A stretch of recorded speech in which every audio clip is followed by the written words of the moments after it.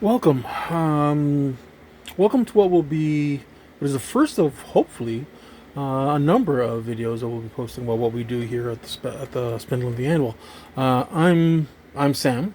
I'm one half of the Spindle and the Anvil. My wife Leslie is the other half, and today I'm in the bowels of the Spindle and the Anvil, or also known as our basement, and just sort of prepping things around here to um, start making product. Today's focus has been mostly cleaning and stuff, but also sort of getting um, the candle taper tank up and getting ready to go. So topping it up for the season and just melting it, making it all consistent, homogeneous, and then so that it's ready to start making tapers. I'll give you a quick tour of the basement. Just so that you people, this is a basement. It's a very old house, so it's not probably not the neatest of workshops, but I seem to make it work. So this is pretty much the candle corner of the Spindle and the Anvil. This is where I make tapers and molded candles and container candles and such. And this is my taper tank. And it's nothing really elaborate. It's a old stock pot. I got it at a secondhand store, and the tank is a olive oil can, which took me a while to come up with that. This is a good alternative. I was looking for pots that were not too large but really tall, and not really finding any that would give me a really good sized taper.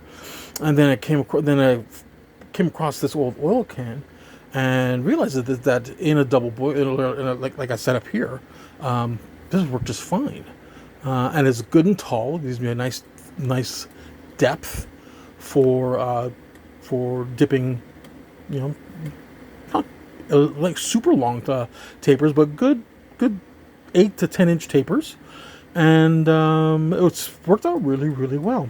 Problem is finding these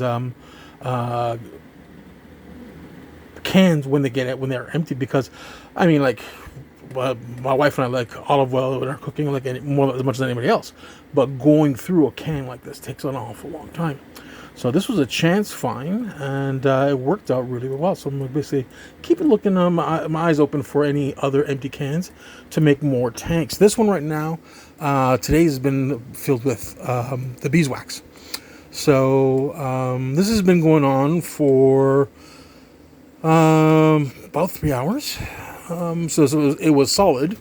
So all the wax was seized up, solidified, and from last season, and so I topped it up with chunks of other beeswax, and I've been waiting, just letting it go and allowing it to incorporate, so that all the wax is well mixed together and as homogeneous as possible as a mixture.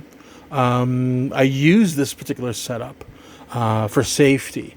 I know that there are a number of candle makers who go with direct heat with their candles. I worry about the flash point of waxes on direct heat, and I find that the bain marie sort of setup like I have here is much safer, because the heat is more is spread out, and it's a gentler heat, and the heat is transferred not just at the bottom of the can, but also now it's transferred to all around the sides of the can through the water.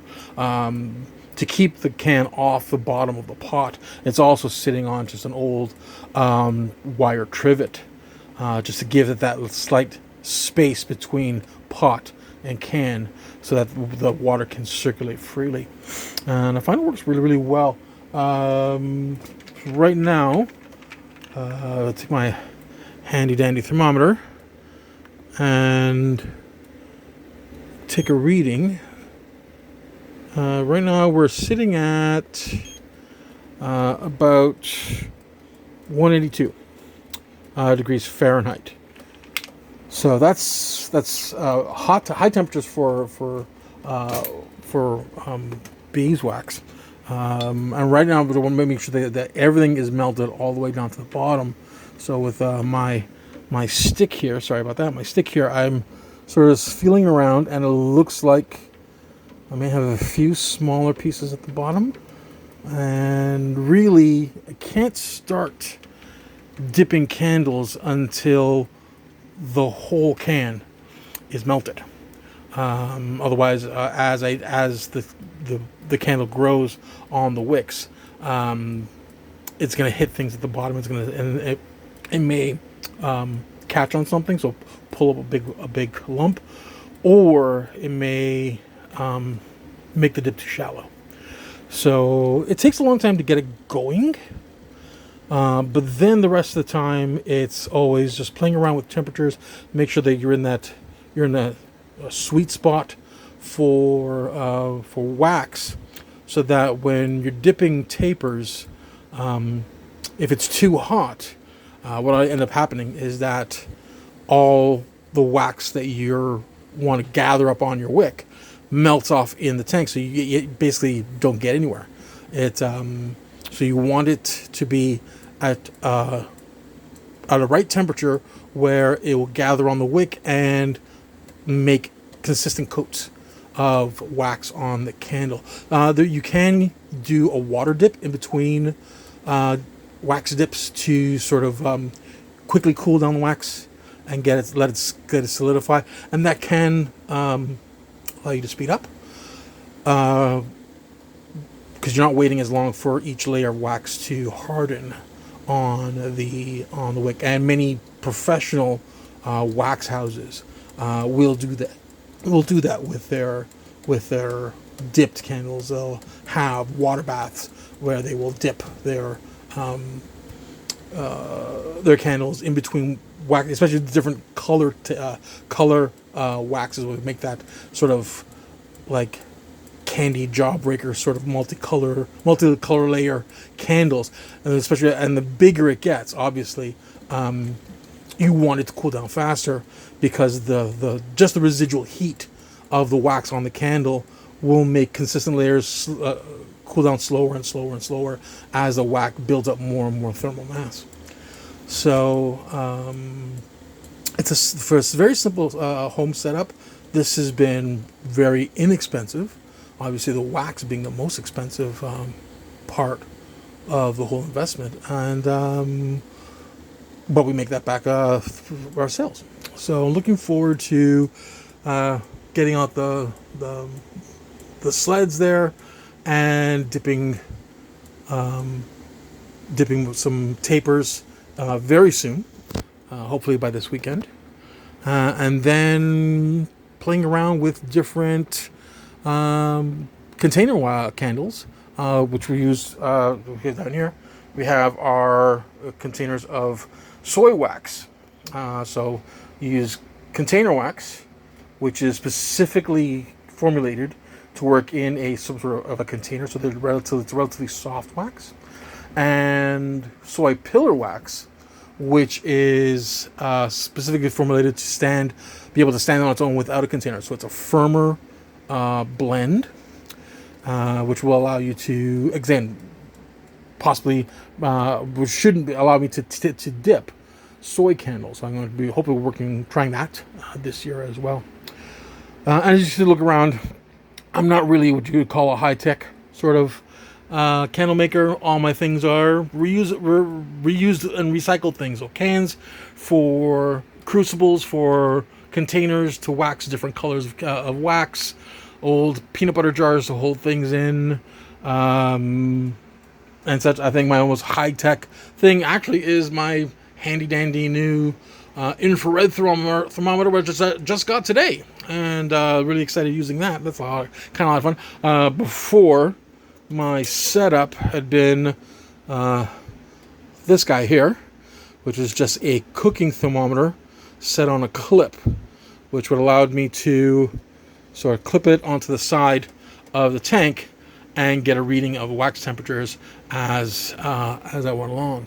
So, but of course, required it to be rather tall to be able to look at it while it was in the tank.